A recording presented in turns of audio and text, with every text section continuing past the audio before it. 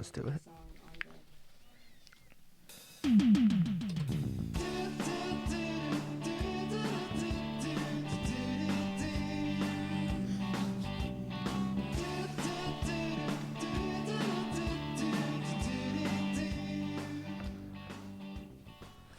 Hello and welcome to Couch Potato Podcast.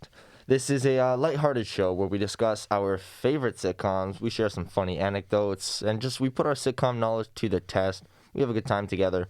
My name is Stéphane. I'm Gabby. And I'm Maya. And we are so excited to talk about our favorite cartoons this week. We're going to decipher a couple of our favorite cartoons episodes. We've got 3 of them. Some are a little bit nostalgic, some are a little bit newer. From all range of cartoons to some fun and lighthearted one to some a little bit funnier and crude ones. I shouldn't say funnier, that's maybe a little bit of my bias. But, crude or raunchy. And then we have some happy-go-lucky cartoons as well. So if that's your stuff, tune in, listen up, and grab some breakfast and have some fun. Have some fun with us. Yeah. Yes. And welcome back, Stéphane. You've been gone. Yes, you have. So welcome back to hosting with us. It's going to be a fun time. I'm excited. Yeah, all right. So, like Stéphane said, go grab some breakfast, locate your nearest couch, and let's start this show. Just before we begin, though, I did want to make a quick announcement. As some of you may know, our social media director and camera operator, Lucas, pan to yourself, Lucas, right now. We just wanted to wish you a happy birthday. It was yesterday. Happy birthday. We're so grateful that we got to meet you through this couch potato process and you're part of our couch potato family. And we just hope you had a really amazing birthday. Thank you. While we're on the topic of Lucas, so last week, as you may know, I wasn't here, but I was actually backstage. I was sitting right next to Lucas, and I saw Lucas work the switcher, and I was amazed. I was baffled on the way everything just naturally came, buttons constantly, and it was super smooth, super fast, and it just blew my mind on how well that was done. So if you see the clips go from myself to Maya to Gabby all the time, and you're like, who's doing this editing? This is all live. It's all Lucas.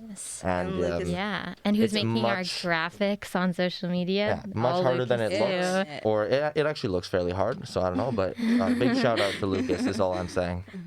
Yes, but we also can't forget Ariane as well. She's oh my God, yes. Big shout out to our whole team She's the today. reason you can hear us right now. Yeah.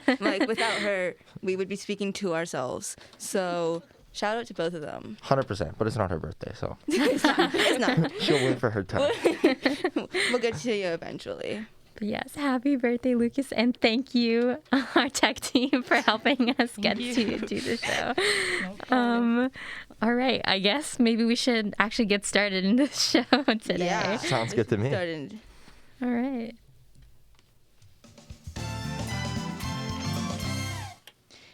Okay, so the first show we're going to talk about, I think mostly everyone will know, except maybe people from our generation at least. It's going to be Phineas and Ferb, our ultimate summertime cartoon Disney show. So the episode we're going to be talking about today is from season 1, episode 45.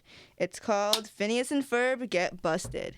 So for a little bit of context, if you don't know Phineas and Ferb, it's a show about 2 brothers that are really innovative. They create a lot of complicated inventions, and every episode their sister Candace is trying to get them busted. She's always trying to rat them out to their mom, being look, they're building something, and she is never successful.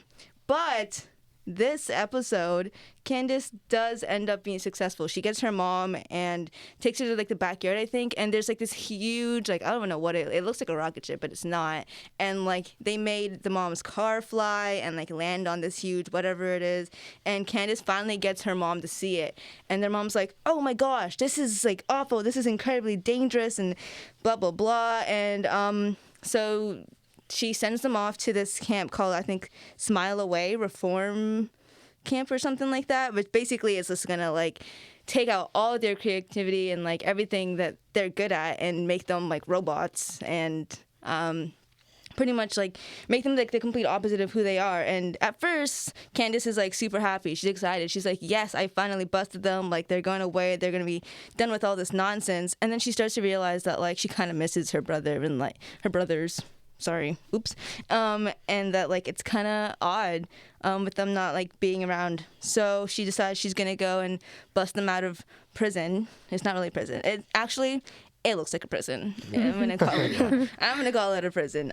She goes with her boyfriend Jeremy. And at the same time, their parents are also like, oh, maybe we went a little too hard on them. I think we should go get them too. So they actually all are there. But who is it?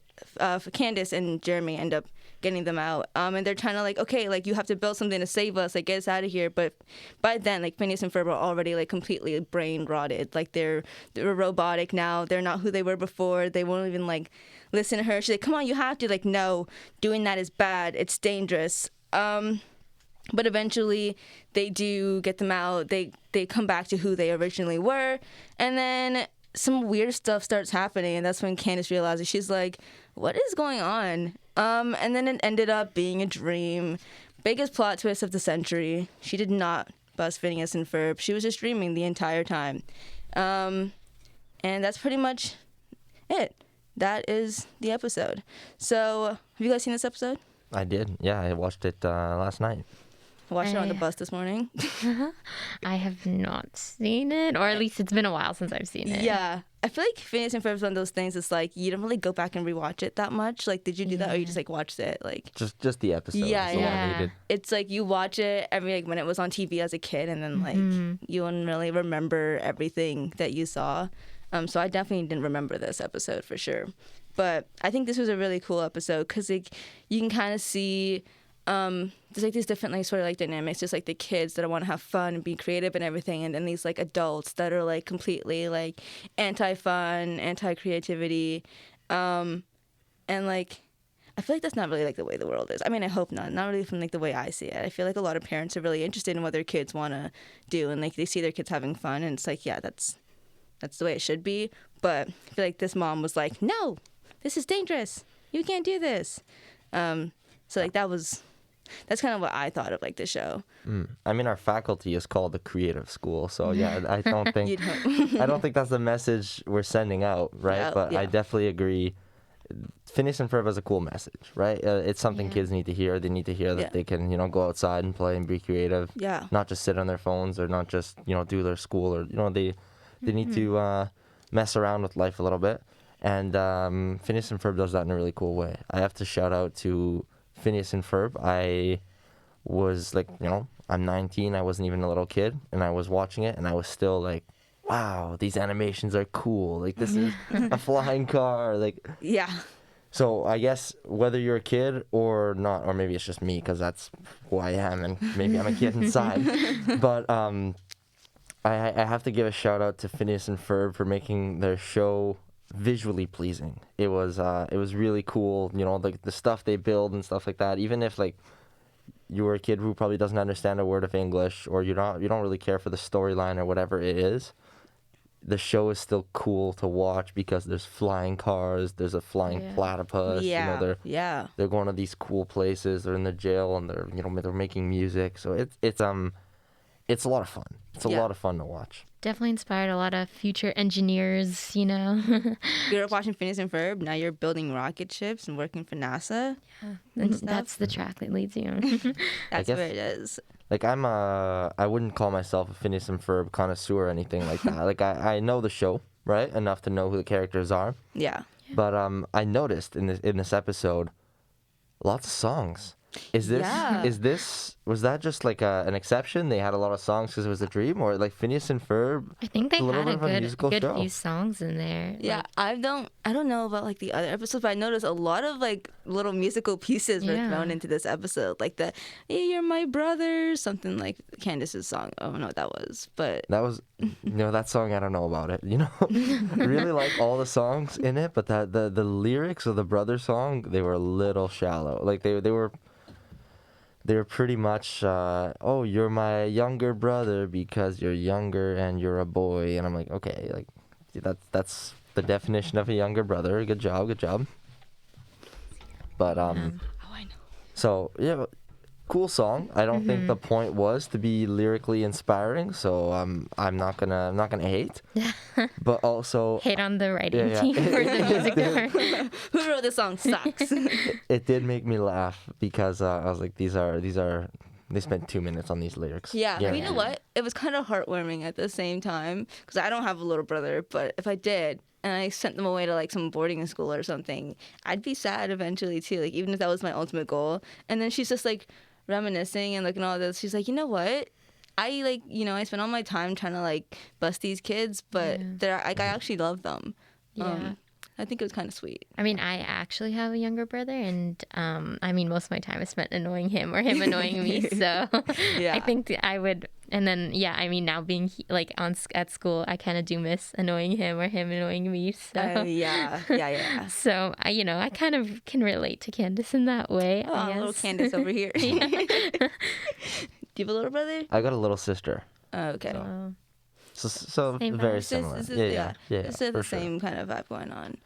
So yeah, I think we definitely got like a different side of Candace this episode, which is really nice because Candace has always been like kind of bratty and like she was a little bratty this episode too, but Yeah, but like you're meant to. Candace, I guess, antagonizes a little bit, but you're not meant to hate her. no, Right? You're meant to like her. So that episode was cool because, if you're like, oh, I hate her, she always tries to bust and always tries to snitch, you're like, no, Yeah. she actually still likes her. She's doing that because she needs her parents' attention, essentially. That's all it is. Maybe that's it. Like maybe there's some psychological, like deeper thing to it, like older child syndrome or something. I'm not sure. I know there's middle child. I don't know if older child syndrome's a thing, but there's something. Wondering though, speaking of like Candace and like stuff, like who's like your favorite character on the show? Oh, Doofenshmirtz. Oh, the guy, whatever his name is. He's got some. Yeah, I like his little jingle, like Doofenshmirtz Evil Incorporated. Yeah. I gotta say, Phineas and Ferb. Both of them together. Yeah, I think the They come together dynamic in a counts as one character, maybe. Yeah. But like maybe if I had to choose, maybe Phineas, but I don't know if there's really like one that goes over the other. Yeah. It's just Can't do Ferb like that. I love the concept that they build some cool inventions. Even just me as a kid, I loved seeing that. I love seeing these flying cars, love seeing these giant rocket ships and all this stuff they build. Yeah. That was amazing. Yeah. Right? Like another show that I really loved as a kid, nostalgic, was Johnny Test. And same concept. Same vibes, yeah. It's some kid with an older sister. They're also gingers. Like it's Phineas and Ferb. I don't know who ripped who off. Are we but discovering something? They Someone's. they both were like these younger brothers who just had these crazy inventions and they were like super smart. So it was really fun. Yeah. I would say like Phineas and Ferb too, but like if I would pick one, I would say Ferb. Oddly, it's just because he's so mysterious. I don't know. Yeah. Like he don't doesn't know. talk that much. So I remember like the first time I heard him talk, I was like, "Whoa, you speak!" It's kind of like hearing like Max speak and like Max and Ruby, like when he's Yeah, like, or like Tupi and Binu. yeah, Binu Yeah. never spoke. yeah, no, Never spoke. yeah. So when I heard Ferb speak and can't- he's got like this British accent, I was like, "Oh, interesting." We can't forget Perry the Platypus. I know. though. Like, Perry's close I second. mean, yeah. Yeah, that is cool. He's like a special like double agent kind of thing going on, and he's a platypus. Like Yeah, taught a lot of people what a platypus was. I had no idea. Yeah, what- same. I didn't even know if it was a real animal. I Yeah. was like, did they make this animal up for the show? Yeah, how many people do you think ask their parents, "Can we get a platypus as a pet?" Oh, And they just so look at it like, many. where did you get that idea? Puts a little like, hat on it. Like why not a dog, right? Yeah. Why the platypus? Why platypus? Well, the Perry platypus, but like, aren't platypus platypi Platypi? kind of I don't know. ugly? Don't ask me. Plat- Like, have you seen a real platypus? Perry's cool. I don't Perry's think I green. He's have. like animated in turquoise. Yeah. Obviously, he's gonna be pretty. Yeah. It's true. But I feel like a real platypus is not the best looking animal. Yeah. I don't know. I'm gonna Google it after. Yeah, Maybe me I'll too, me Google too. it. Yeah. I'll let you guys know at the end of the show. We just post a photo of platypus. We should. Oh, there's the music.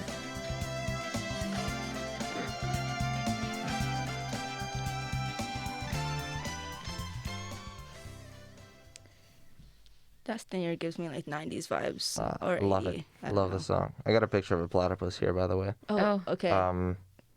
Yeah, they're Interpreting our next segment not for the this. nicest ones, but Oh, yeah, they're pretty ugly. yeah. Oh, It's not. who It's looked not at that a and was dog. like, "This needs to be in a children's cartoon show." But we're just going to make it pretty. Yeah. All right. Well, we found out platypi are ugly. Yeah, what's the plural of platypus? We'll That's find what that I out really later. want to know. On to Someone the else next Google segment. that. We'll just play our game now. Then we'll figure it out. So we're going to play our classic game of Whose Line Was It? So, as usual, I'm going to say a line from the show, and you guys are going to figure out whose line it was. We're going to start with our first line.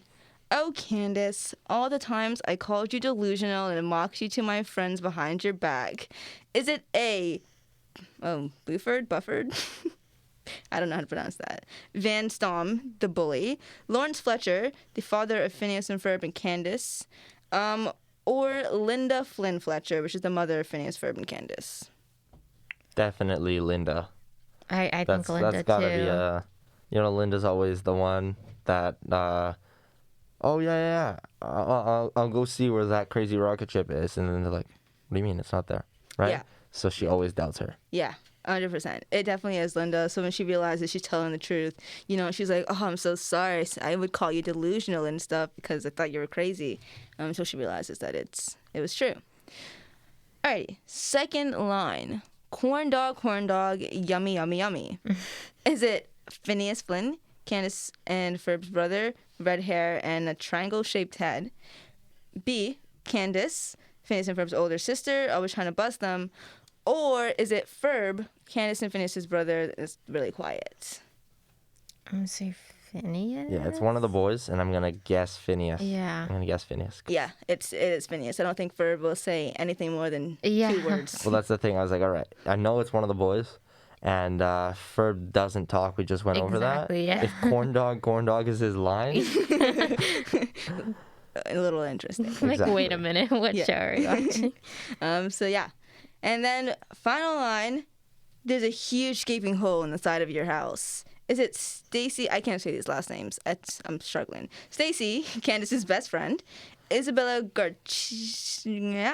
friend of Phineas and Ferb and has a crush on Phineas. Or is it Jeremy Johnson, Candace's crush? Jeremy Johnson. Yeah, I'm gonna piggyback that answer because I do not know. It is Jeremy. When he comes in the house, she's like, "What do you do? How'd you get in?" And then he's like, "This your house, there's no walls." So yeah, that was Lovely. Whose line was it? Hey, 3 for Nice. 3. It's a good 3 start. for 3, yeah. Good start. I mean, it was all you kind of carried us this one. It's okay. You got it next time. She's playing. She's hosting. Yeah, I should know. Whatever. Okay. All right. The next show we're going to be doing is a Canadian favorite, Total Drama Island. So we're going to be doing the first episode for anyone who hasn't seen the show, they can kind of get the vibe of what's going on. So episode 1 is called Not So Happy Campers. So this series is like a satire comedy sitcom that kind of makes fun of crazy reality shows. And they have super exaggerated characters, impossible tasks, and just complete chaos. And it's kind of like Survivor, but for the tween world, for the youth, and it's cartoons, and they're at a camp. So it's set in Camp Wawanakwa in Muskoka, Ontario. And then they introduce Chris McLean as the host of the show, who's a little bit, kind of evil, but kind of a fun character too. And then they basically introduce you to the show and how they're going to compete for a little bit of money and a whole lot of fame, and they're going to do anything to get that fame. And then they introduce the crazy characters in the first episode, and we've got 22 campers in this show, and then they compete in teams of 2 for challenges, and those who lose must vote out a member, kind of like Survivor, but make it like summer camp. And so they meet everyone, they assign them their cabins, their kind of gross meal plan, and they kind of foreshadow the first big challenge that they have to compete. So it's kind of just like an intro episode. So yeah, that's kind of the first episode. What I love about the show and why I decided to talk about it is I just love how it's set up. It's such a unique show. Like it's scripted, it's a cartoon, but it's a reality show, you know? Yeah.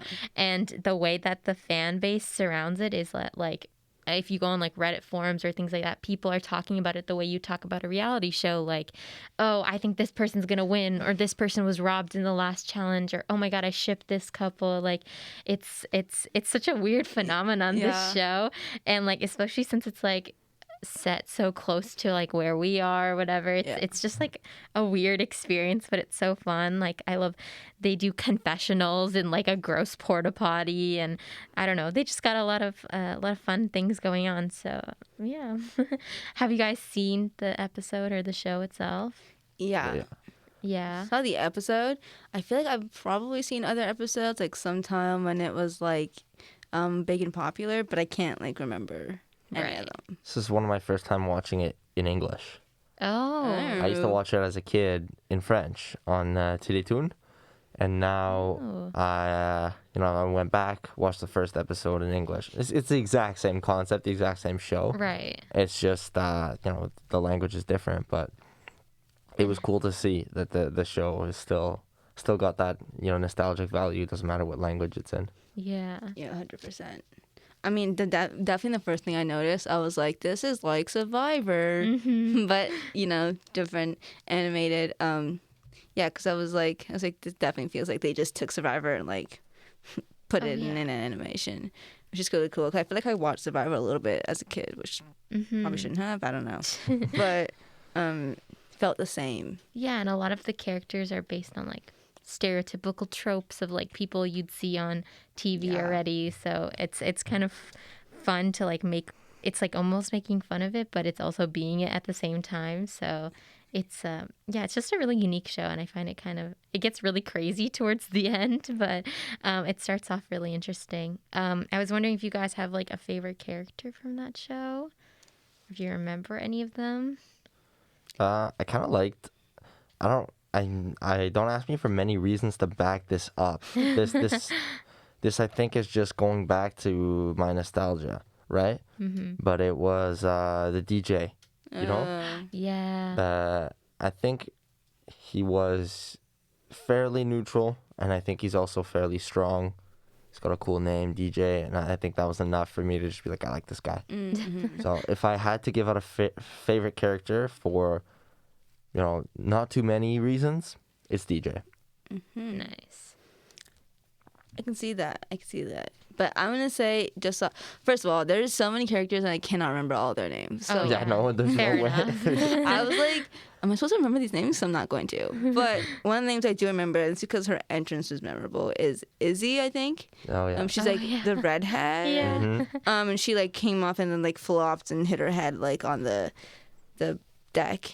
And I was like, I feel like this is me a little bit, a little klutzy, clumsy. So I think I resonate with her. So I was like, yeah, this is my favorite character 1 minute into the show. Yeah. Actually, I kind of like that character because I have a friend with the same name, Izzy. So shout out to her if she's listening. I doubt she is. So anyway, she would have had the exact same entrance. Oh, yeah. So I was like, okay, this is cool. They nailed it with the name. They actually just based it off of your friend. Maybe. She doesn't know that. But No, I don't think she knows. But she's in a cartoon reality show. Yeah. yeah, they don't look alike, but the entrance would have been 1,000 times out of 1,000. You could have replayed it. Yeah. Would have been the exact same way. Smash her head on the dog. For sure. Oh my god. Yeah, Izzy was such an interesting character. She's always doing crazy things. Yeah. I mean, one cool thing about the show is that it had a really good character development. Like a lot of the characters, even if they got voted off, like in this season, they came back and they were able to, have able to show different sides to their character. Like the one, I forgot his name, but he's like the hot guy or whatever. He gets voted off really early, so he doesn't really get a chance to show anything else about his character. Justin? Maybe. The one they were like, we brought you here solely because of your looks. Yeah. I think his name. But was then Justin. in like season 2, he starts showing like a really menacing evil side to him, and he's just like plotting to win. So you could see like the manipulation side. So I think that it's fun to see like the characters change over time as the seasons go by. I like it that they did that. I mean, I didn't know that because I feel like I'm not. Right. But I like that they do that because I feel like that's a lot of like the goals of like reality shows, like actual reality shows. Reality shows, sorry, because reality shows are not. Yeah, they're just a script that is total drama island. Exactly. Yeah. But it's like they want you to see like character development in all of them, like even all the, like the loved ones and stuff, like those Love Island and all those like other shows, like they want you to see. So I like that they put that in like an animated show, Right? Because I feel like you wouldn't expect that. And okay, what is this show rated? Because it's a confusing. I was like, is this for like older or is this for it's kids? weird. It's like It's for sure for kids, because I think it's like PG-13 though. It was rated a 7.5 out of 10 on IMDb. Whoa. 95% like this TV show. Do you know what the age rating is? That is a good question. Yeah, I think it's PG-13 because they do say some They do say some stuff. suggestive things. yeah, but also like these characters, I noticed like, well, they said it like 3/4 of the way through the episode, and I'm like, what? They're 16. That's what shook. I was like, these are not 16 years. Like, they're all 30 or They like, signed up for summer camp in Muskoka. Like, I mean, yeah, but it's like, kind of weird. That You think about it, it's like, okay, but they look like full-grown adults. They do. yeah. Some of them are like, there's no 16-year-old that is that muscular, right? No, No. 100%. Like those are full-grown people. But I think it's the whole point was like, if you're a kid, you can't tell the difference between like a 16-year-old and like a 25-year-old. They all Yeah. just look the same. Yeah. They're all just bigger people. And you're 8 years old. You're watching this. You're like, oh, this is a teenager's life. Like you think teenager 16 is like the peak or whatever You're an it is. adult now, yeah. So it's something you can look forward, because you won't be like, oh, I'm gonna do this when I'm an adult. You're like, I'm gonna do this in a couple of years when I'm a teenager. Yeah. Yeah. I have to say, I gotta give it to you for you did say the name of the camp, right? Like when you were talking about it. Yeah. I was like, I gotta give it to you for saying that, because when I first saw it, I was like, camp what? Wawanakwa, Camp. yeah. I was like, because I used to watch Bunked. Not is it called Bunked? Yeah, Yeah, on Disney, Bunked. the spinoff of Jesse. Yeah. And the name of it is like Kikiwaka. Oh, so yeah. I was like, Kikiwaka? Kikiwaka? But it They're was just like all at the same camp. it's the same camp. Camp Wakanawa Yeah. is I don't know like what it is. Even if I looked at the letters, Right? I can't get it. One of my favorite things about the show, my favorite character, forgot to say, Yeah. is Chris McLean, like the host. Yeah. Because I think he's just like evil inside, and he's like plotting all these things and watching them do all these crazy stuff, and he's like, haha, okay, moving on. And yeah, he like I think it's really cool.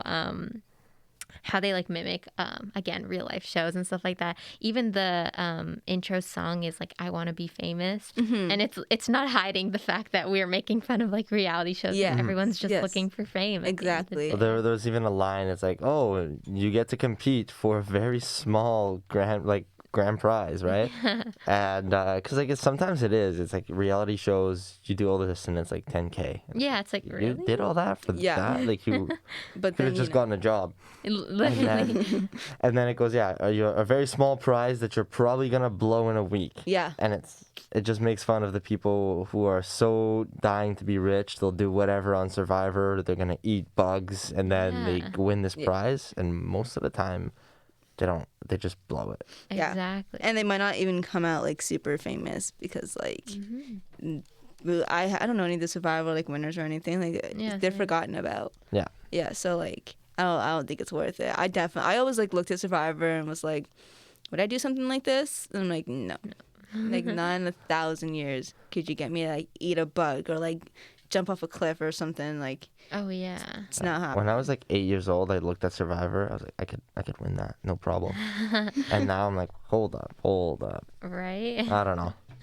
Yeah, every time I watch like shows like Amazing Race, I'm like, I could do that. And then I actually think about it, I'm Yeah. like, no, I couldn't. I'd love to do the Amazing Race though, Right. even if I got sent home first.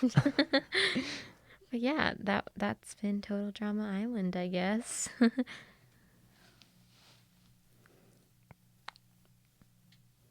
Hold for technical difficulty. We're in for that. There it is. The theme song. All right, you guessed it. It's time for Whose Line Was It? Total Drama Island edition. This is only for the first episode. So it'll be easier to guess if you haven't seen the show. And again, if you don't know the characters, think stereotypical roles and, who would be most likely to say a line like that. All right, so the first line is, "Excuse me, Kyle, can I get a cabin with a lakeside view because I'm the prettiest?" Who said that? Was it Ava, the stuck-up queen bee rich girl, Lindsay, the dumb princess, or Bridget, the chill surfer girl? I'm conflicted between Eva and Lindsay. I Yeah. know who she looked. I know it's the blonde girl. There's multiple, but it's not the surfer one. Yeah, but with 20 characters, it's tough to remember I don't everyone's know. name. Yeah. I know. I don't like. Oh, I'm gonna gosh. I'm gonna go with Lindsay because that blonde character was dumb, and there's another girl who is, she's full of herself, but she has a big ego. This character has no ego. She's just pretty. Yeah. So Lindsay's my guess.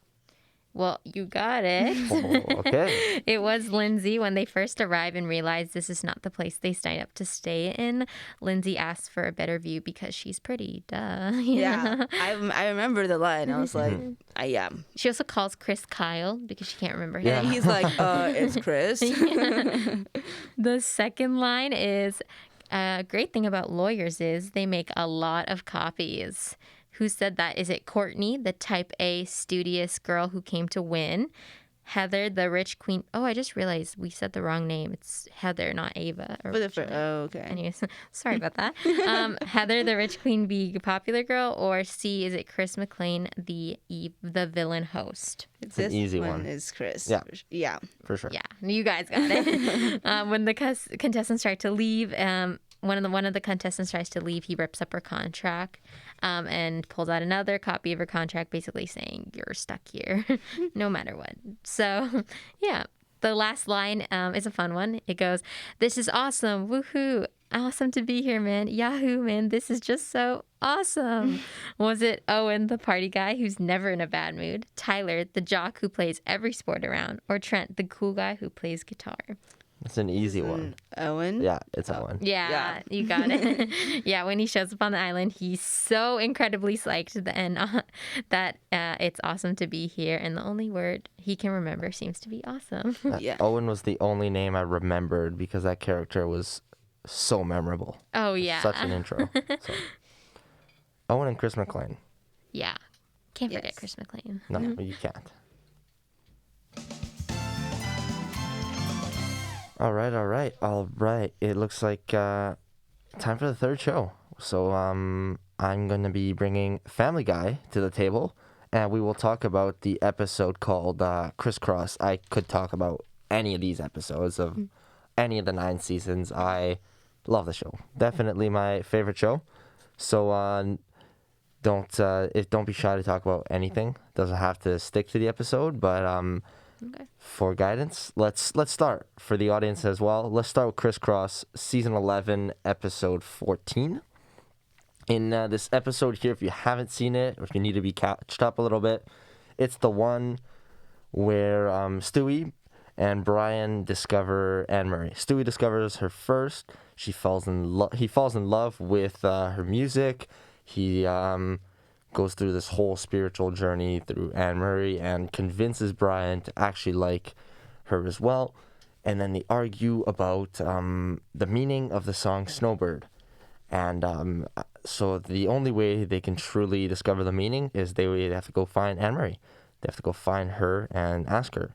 So they go, they ask her. She has a new interpretation of the meaning. And they're like, wow, it's so profound. Then Brian leaves to go to the washroom. Stewie talks with her a little bit and finds out that she didn't write the song, like most artists, right? Someone else wrote it. Even this, we've got a writing team helping us write the stuff.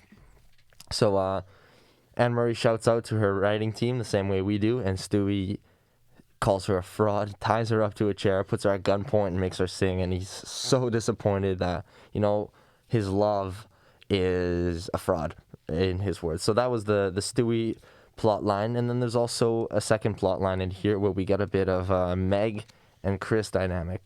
not so much of Peter, and there's no like Quagmire, Joe, Cleveland, or all that in the episode. But if you're looking for the family members, the kids, you've got Stewie, you've got Chris and Meg, and they've got their stuff going on. So Chris starts off, he gets made fun of at school because he doesn't have the cool shoes. So he decides, all right, I'm gonna steal some money from my parents. Meg catches him, he gets busted. So I guess there's a little theme line, we're busting people. Older sisters are busting. But yeah, she catches him, and he basically becomes her maid for some time because she blackmails him. After a little bit, he can't take it anymore, and he moves out. And he goes to live with the only person that'll take him in, Mr. Herbert, the pedophile that lives down the street. And there's some funny jokes about him. You know, he's living with Herbert. They've got like their two beds at night. They're like at the complete opposite ends of the rooms. And then the lights go off. And then Chris turns the light on to like say something, and you see Herbert's bed is like halfway through the room now. Same thing, lights go back off. Like, good night. And then, Mr. Herbert, I can't sleep. And then they're right next to each other, right next to each other. And then Chris, lights go off, and you're like, uh-oh, like, this is going down, right? Chris just lets one rip. Biggest fart you can hear. And then light goes back on, and Herbert is back to the other side of the room, and he just goes, you really know how to waste a Cialis. I'm like, so shout out to Mr. Herbert and his little punchlines for that episode.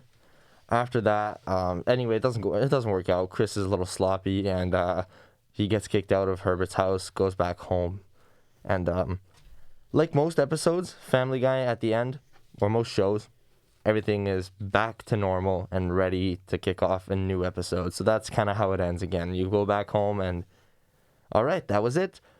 Ready to wrap it up. Everyone's happy-go-lucky, and away we go. So that was a bit of the episodes. Like I said, we talked about Stewie and Meg.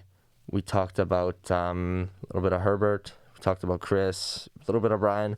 Not so much of the other characters, so I guess we'll stick to this episode for a bit, and then we can expand later. But did you guys watch the show? What'd you think about it?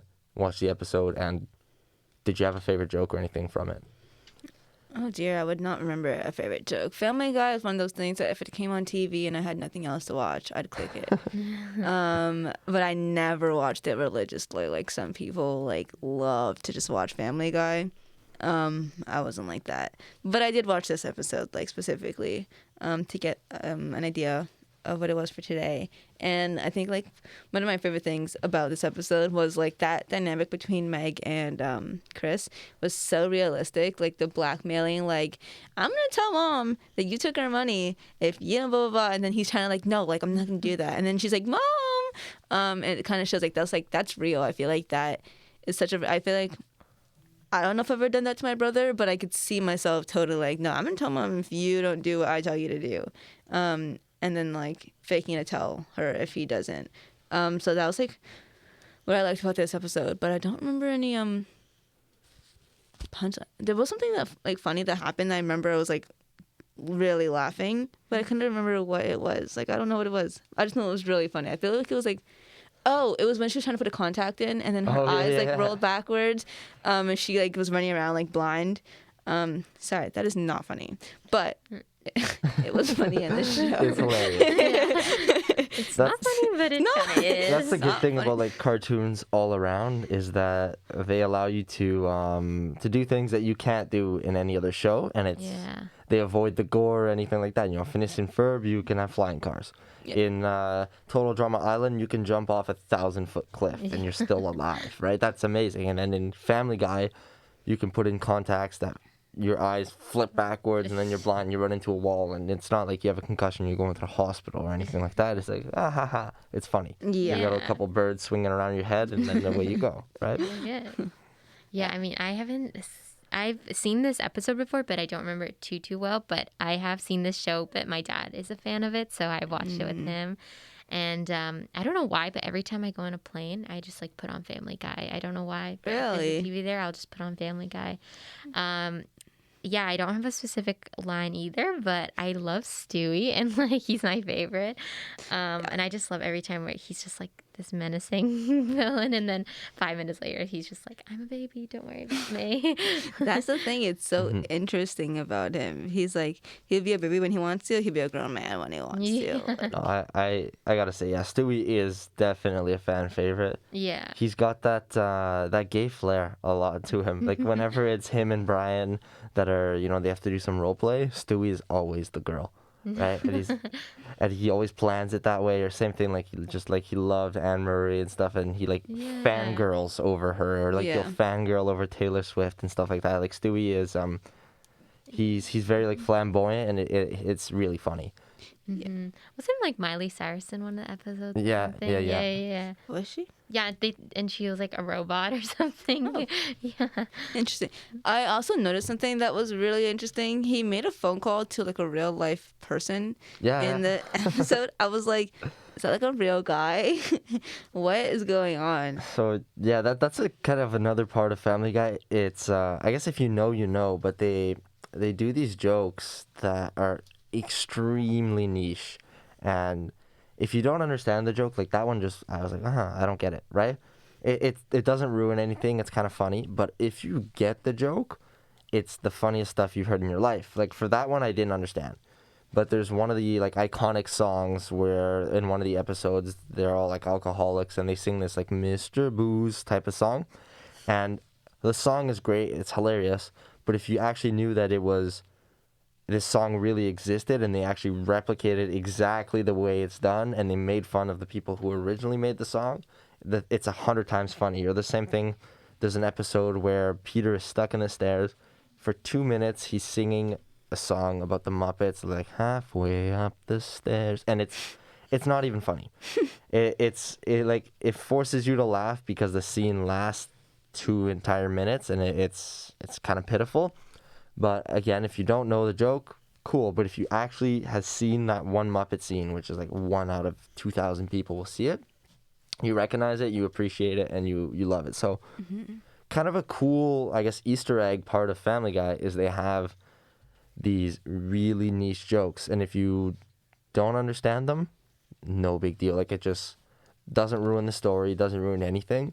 But every once in a while you get one that you do understand. It's a reference to something that you like, right? Whether you're into, 80s music, or you're into actors or directors' names or something. There's always something that you know a little bit more than other people, and they'll have a joke. So these jokes are like well researched, a lot of culture in them, because like they went back to like the 1945s and they found this clip of somebody dancing, and it's like, oh my god, like I didn't know other people saw this clip, right?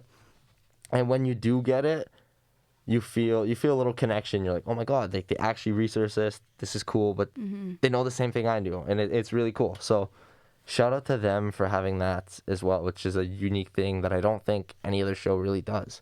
They roll the dice on really niche jokes.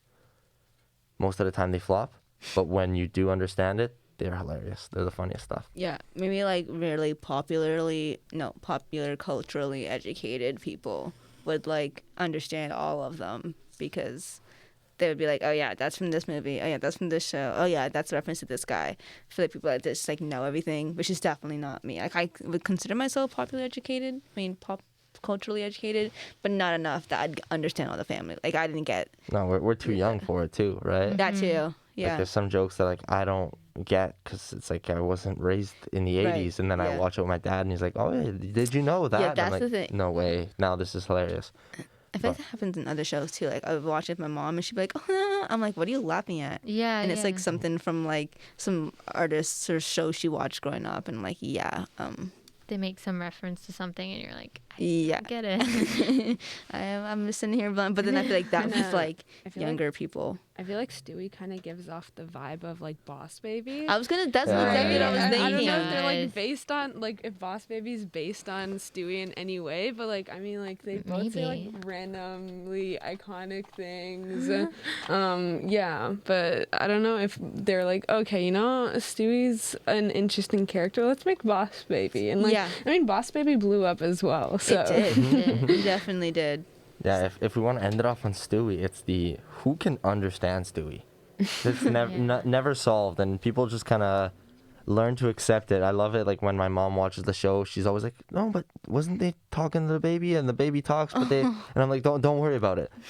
Brian understands him, and then his parents understand him sometimes, not always. And when they do, you know. When they don't, you don't. And then there's every once in a while, teacher don't understand him. Another baby or another small character, yeah. Mini Tom Cruise, yes. It's just completely random, and I love how there's like. They don't care about the continuity of who can understand Stewie. They just care about being funny. Right. Yeah. I get that. I feel like I like Stewie. Yeah. So got his own little spin-off. We're gonna, for now, Boss Baby is Stewie. Yeah. That's what I see it for the rest of my life. They are For the sure. same. It's Just he not got his own British. spin-off. No. Yes. Exactly.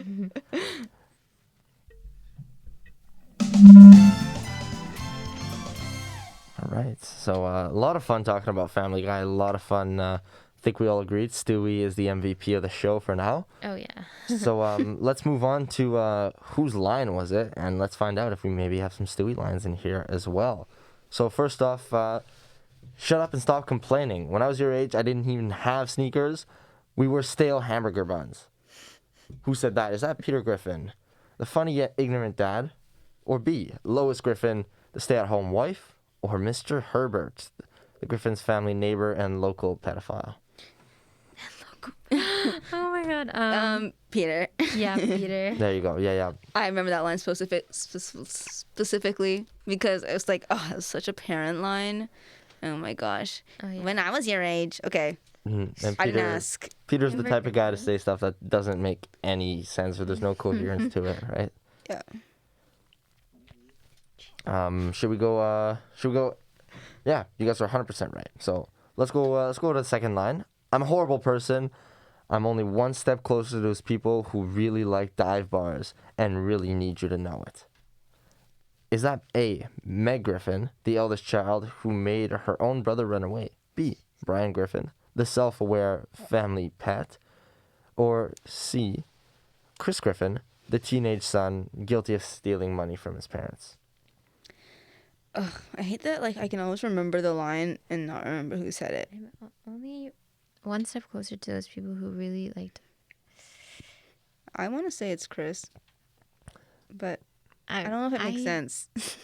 I don't even know, so maybe I'll just say Brian and you say Chris and we'll Okay. see. All right. No, you had it, Gabby. It is Oh, Chris. okay. That's a little bit of a tougher one because it's just a setup for a cutaway, and that could have been any of them. But I guess the hint of the clue was the teenage son guilty of stealing his money, the money, because yeah, exactly after Meg confronts him about stealing money from her parents, he shares his regret and he's like, "Oh, I'm worse than these dive bar people," right? Third line, she sounds like an angel. It's her voice putting my entire body in her mouth. Is that A, Stewie Griffin, eccentric 1-year-old Brian Griffin, the self-aware family pet? Or C, Lois Griffin, the stay-at-home wife? Oh, it's That's definitely Stewie, man. Yeah. I don't think you 100%. can get that one. No, exactly. Yeah, as Stewie connoisseurs here, we nailed that one. Yeah. Nailed it. That's for sure Stewie raving about Anne Murray. When you said it, I could like hear it in Stewie's voice. I was like, I'm not gonna give my shot at a Stewie impression here, but not today. if you want, it's all yours. All yours. Maybe But this has not. been Family Guy. It's a good time. Oh, there it is. There it is. I'm like, no. We got it. Thought I nailed that timing there, but we're gonna get to it. By the end of the show, we're gonna be perfect with the music timing. We'll develop a spidey sense for it. Oh yeah. Anyway, thank you so much to everyone who listened to us today. We talked about Phineas and Ferb, Total Drama Island, and Family Guy. We had a lot of fun. I mean, I at least did. I don't know about you guys. Oh yeah. Yeah. Okay, good stuff. We're on the same page. So we also want to know what your favorite cartoons are. Let us know on Instagram, which is, once again, out couchpotato.show. At couchpotato.show, let us know your favorite cartoons, anything you missed. Who's your favorite character in these ones as well?